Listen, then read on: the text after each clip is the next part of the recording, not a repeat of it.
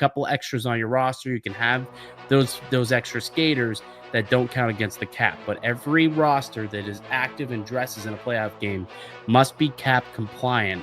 Unlike previous years where we've seen situations where teams have taken advantage of the salary cap loopholes, and they've rested guys down the stretch who are quote unquote hurt, but miraculously we're ready to go for game 1 of the season, and all the while they're able to make some trades to beef up their team.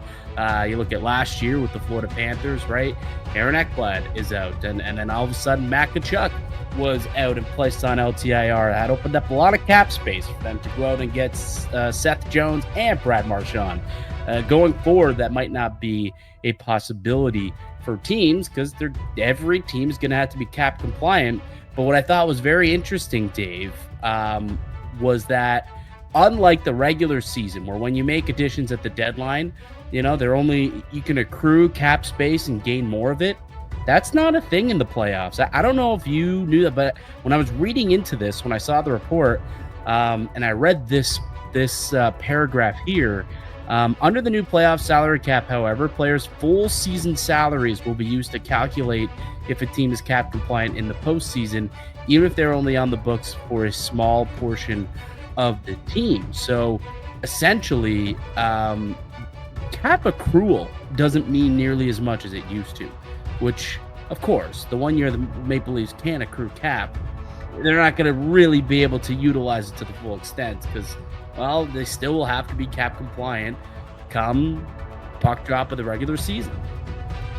Yeah. For the playoffs. Yeah, that's like, we hear, like, this is the thing with the salary cap has become, it kind of turns people a little off because it's just like, oh, you have cap space. Well, guess what? You can actually accrue more cap space.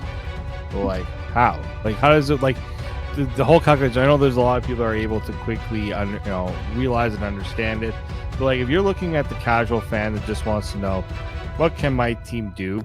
And now it's just like, what you thought your team could do is what they can do now. Throw that out the window. And yeah, it's so funny because I hear so many fans, especially last year, the biggest complaint wasn't that Florida was over the cap. What was the retort we kind of always got? Well, why didn't the Leafs do the same thing? Yes, with Austin Matthews. Yeah. That was a conversation that was definitely had as well. Whereas, they did it with Matt Tkachuk. Why didn't the Maple Leafs do this for Austin Matthews? And previously it's been done. Mark Stone did it with Vegas the year that they had won the cup, right? Nikita Kucherov did it the 1 year that Tampa won the cup. And years ago, Patrick Kane was kind of the first guy who did it when he was a member of the Chicago Blackhawks. Guess what they did, Dave? Oh, they went on to win the Stanley Cup. So this has been proven to be an effective tactic, and the Maple Leafs opted not to do it. And clearly, like Matthews, he could have played. He did play, obviously. He was hurt, but he played, and he did his best. And there's a good chance that Tkachuk could have played. There's a good chance that years ago Kucherov could have played at some point, game 79, 80, 81, or 82. But instead, they put him on LTIR, and then once they got to the playoffs, activate him, and it doesn't matter anymore. Remember the famous T-shirts where it was like, I don't know, $91 million in cap or something like that? It was like $13 million over the cap was like a T-shirt that they had made because then Carolina was complaining that they couldn't compete with a cap team or a team that was so far over the cap or something like that.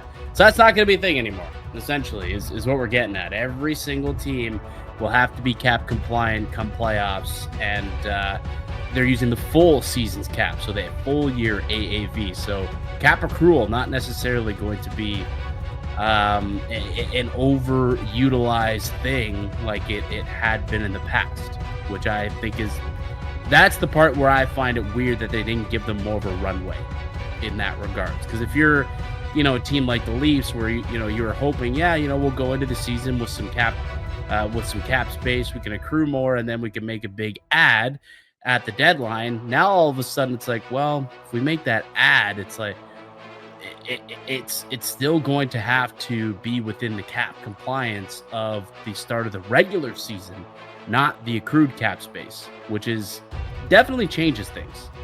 Yeah, it moves the goalpost once again. because what Yeah, it makes it harder. Makes it harder to trade and to make big moves. Absolutely, it does. it does. And like, what do you want the if I'm the NHL, you look at your other I'll put the NBA and I'll put the MLB in there, because NFL, it's harder to make deals in the NFL during in season. We look at the NBA and MLB, how much movement happens in season, right? Especially in the NBA.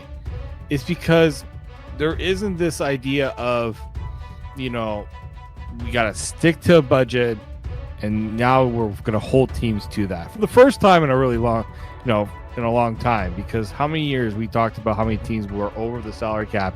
The NHL was fine with it up until this year. It actually does the kind of, and I was talking with some colleagues about this, now it kind of takes away from that potential excitement of, I'm sure a lot of Panthers fans were excited that they went and they got Marchand and they got Seth Jones. Yeah. Because in that trade deadline, we were kind of like, okay, there's some okay moves. Then the Brad Marchand move happened, and it's just like, holy crap, right? The reaction of every single person that saw that trade, because you saw a big move. But then you have a lot of teams who are like, yeah, we would love to make a big move, but salary cap doesn't allow for it. Other than some GMs don't want to trade assets, right? And they want to hold on to these assets. That's a whole other story. But like, majority of the time you hear, couldn't get a deal done because it couldn't make the money work. And now one of the ways that teams thought they could actually do it is being taken away. It's just like, it just makes these trade deadlines less compelling. And I'm a person that writes about trade deadlines, and I'm covering deadlines. And I always say, like, I don't get my hopes up very high when those seasons come around, just because I know that the salary cap just makes it that much tougher to do those sort of deals that everybody would like to see. Right? It is funny. Like, the topic of conversation around the NHL is like the hard cap system has killed the league and killed momentum and killed the offseason and killed in-season trades and blockbuster trades. The hard cap system, although it's created parity, which I will, credit Gary Bettman for that. It does seem like there is parity and turnover every, 5, 6, 7 years within the league.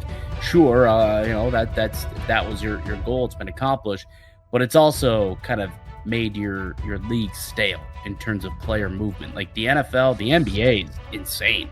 The way that the NBA can move around money, it's wild. And why? Because they have a soft cap system, right? It's the way it is. Like MLB, there's no salary cap, so they can go out and make big trades and add big time players to their team no matter what. You go and you look at the NFL, like they can restructure contracts, they can cut players, only the guaranteed money actually counts. They can trade, like it just creates a lot more flexibility